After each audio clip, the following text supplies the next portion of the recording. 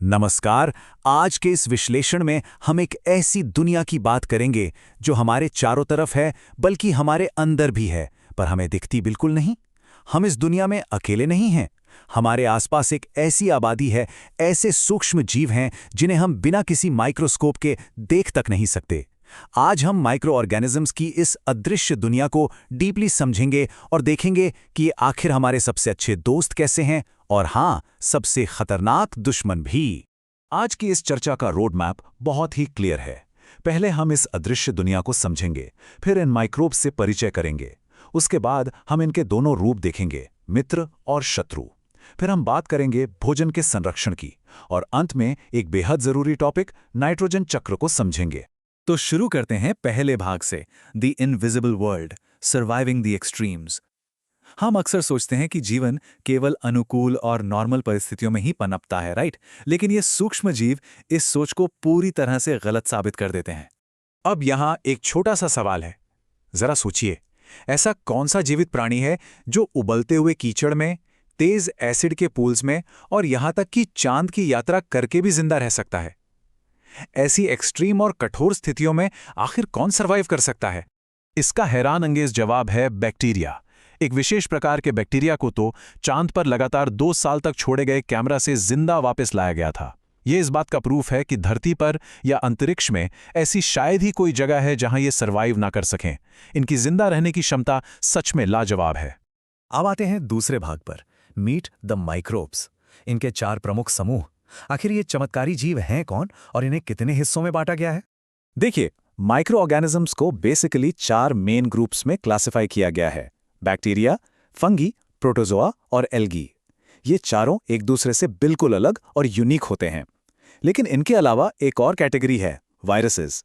ये आकार में बहुत ज़्यादा छोटे होते हैं और सबसे अलग भी। वायरस की सबसे खास या यूं कहें कि अजीब बात यह है कि ये केवल किसी होस्ट सेल के अंदर ही अपनी संख्या बढ़ा सकते हैं, जैसे किसी बैक्टीरिया, पौधे या जानवर के अंदर। अकेले इनका कोई वजूद नहीं होता। तीसरा भाग, माइक्रोब्स एज फ्रेंड्स, यानी हमारे मददगार दोस्त। ये छोटे और अदृश्य जीव हमारे रोजमर्रा के जीवन और चिकित्सा विज्ञान में आखिर इतने बड़े मददगार कैसे साबित होते हैं? अगर फ्लफी ब्रेड या सॉफ्ट केक खाना पसंद है, तो जान लीजिए इसके पीछे एक जबरदस्त बायोलॉजिकल सीक्रेट काम कर रहा है। जब हम मैदा, चीनी, गर्म पानी और थोड़ा सा यीस्ट पाउडर मिलाते हैं, तो आटे के अंदर जादू होता है। यीस्ट आटे में बेहद तेजी से बढ़ता है और जब वो सांस लेता है तो कार्बन डाइऑक्साइड गैस छोड़ता है। यही गैस के बुलबुले आटे के अंदर फंस जाते हैं और आटे को फुला देते हैं। हमारी पूरी की पूरी बेकिंग इंडस्ट्री लिटरली इन्हीं छोटे दोस्तों पर निर्भर करती है। और सिर्फ खाना ही नहीं, इन माइक्रोब्स ने पिछले कुछ 100 सालों में मेडिकल हिस्ट्री को पूरी तरह बदल कर रख दिया है। 1778 में एडवर्ड जेनर ने स्मॉलपॉक्स यानी चेचक की वैक्सीन खोजी। फिर 1857 में लुइस पास्चर ने फर्मेंटेशन का पता लगाया। 1876 में रॉबर्ट कोच ने एंथ्रैक्स बीमारी फैलाने वाले बैक्टीरिया को ढूंढ निकाला। और 1929 में अलेक्जेंडर फ्लेमिंग ने दुनिया की पहली एंटीबायोटिक पेनिसिलिन बनाई। ये सब इन माइक्रोब्स की ताकत को समझने का ही डायरेक्ट नतीजा था। एक और कमाल की बात, माइक्रोब्स हमारी प्रकृति के सबसे बेहतरीन रिसाइक्लर्स हैं। ये पौधों, जानवरों और बचे-कुचे ऑर्गेनिक वेस्ट को डीकंपोज करके वापस मिट्टी में मिला देते हैं और खाद बना देते हैं। सोचिए, अगर ये ना होते तो हमारी धरती कचरे का एक कितना बड़ा ढेर बनकर रह जाती। पर्यावरण को साफ रखने में इनका कोई मुकाबला नहीं है। तो हम कह सकते हैं कि इनका एक डुअल नेचर होता है।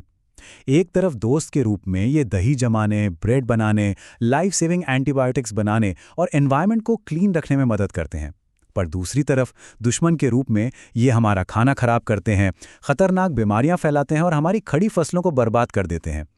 तो आप चलिए इनके इस खतरनाक रूप को थोड़ा करीब से देखते हैं। भाग 4, माइक्रोब्स एज फोज, पैथोजेंस या रोगाणुओं का खतरा। जो माइक्रो ऑर्गेनिजम्स पौधों, जानवरों या इंसानों में गंभीर बीमारियां पैदा करते हैं, उन्हें हम पैथोजेंस कहते हैं। पर यह हमला आखिर करते कैसे हैं? होता यह है कि घरेलू मक्खी और मादा एनोफ्लीज मच्छर जैसे कीट इन खतरनाक रोगाणुओं के कैरियर बन जाते हैं।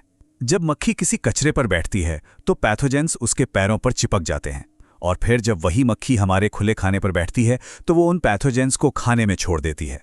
बिल्कुल उसी तरह एनोफ्लीज मच्छर मलेरिया के पैरासाइट को अपने अंदर कैरी करती है और काटने पर सीधा हमारे खून में ट्रांसफर कर देती है। यही वजह है कि खाने को हमेशा ढककर रखना इतना जरूरी होता है। अलग अलग माइक्रोब्स अलग अलग तरह की बीमारियां फैलाते हैं, जैसे कॉलेरा यानी हैजा एक बैक्टीरिया से होता है और दूषित पानी या खाने से फैलता है। मलेरिया प्रोटोजोआ से होता है जो मच्छर के जरिए फैलता है। अगर पौधों की बात करें तो गेहूं की रस्ट एक फंगल इन्फेक्शन है जो हवा या बीजों से फैलता है। और पोलियो जैसी गंभीर बीमारी एक वायरस के कारण होती है जो हवा और पानी के जरिए संक्रमित करती है। ये ट्रांसमिशन के तरीके समझना ही इनसे बचने का सबसे बड़ा हथियार है। अब क्योंकि ये माइक्रोब्स हमेशा हमारे खाने की ताक में रहते हैं, हम आते हैं भाग 5 पर, प्रिजर्विंग आवर फूड। आखिर हमने इस अदृश्य फौज से अपने खाने को बचाने के लिए क्या-क्या तरीके निकाले हैं? हमारे पास किचन में ही कई बेहतरीन प्रिजर्वेटिव्स मौजूद हैं। नमक एक आम प्रिजर्वेटिव है जो मीट और मछली में बैक्टीरिया को बढ़ने से रोकता है। चीनी जैम और जेली में नमी यानी मॉइस्चर को इतना कम कर देती है कि बैक्टीरिया पनप ही नहीं पाते। तेल और सिरका यानी विनेगर मिलकर ऐसी हार्श कंडीशन बनाते हैं जिसमें बैक्टीरिया जिंदा नहीं रह सकते, इसीलिए अचार महीनों तक खराब नहीं होता। और हाँ, रेफ्रिजरेटर्स का कोल्ड ट्रीटमेंट तो है ही।